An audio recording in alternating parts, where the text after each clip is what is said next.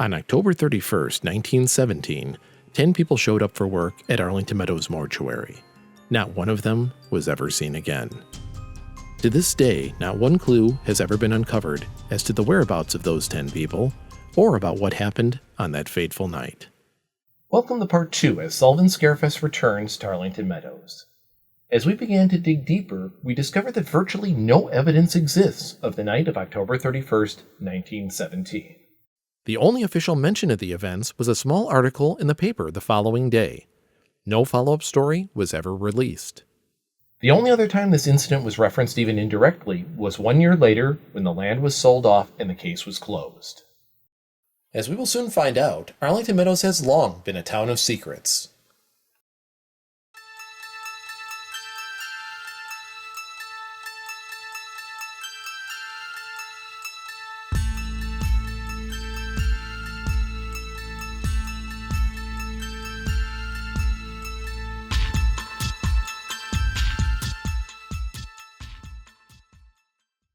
Under common law, which Arlington Meadows operated under at the time, missing persons are officially declared deceased after 7 years.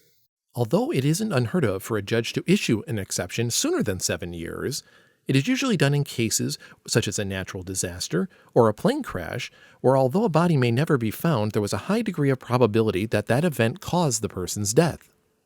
After the exception was granted, the land was returned to the bank, which then sold the land to Arthur B. Davidson, whose descendants still own the property to this date. So why was an exception granted so soon in a case such as this? Was it to allow a grieving community to move on, or was there something they were trying to hide? With very little to go on, we turned our search to J. Henry Lawrence, the town mayor. It was the town council, led by Lawrence, that petitioned for the exception to be made. If anyone had the ability to make this situation go away, it was the town council. The question is, why? It seems the town of Arlington Meadows has a history of keeping things quiet. As we began our investigation of J. Henry Lawrence, we discovered a deeper mystery. Between the years of 1901 and 1915, 6 additional people went missing from the general vicinity of Arlington Meadows. Included in those 6 was Stanley R. Lawrence, son of the town mayor, and his young bride Agnes T. Stanford, the daughter of the town treasurer Robert F. Stanford. Could these disappearances be related? Could the answer lie with J. Henry Lawrence?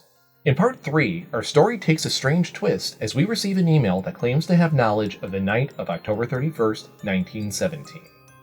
We'll see you next time as Sullivan Scarefest returns to Arlington Meadows.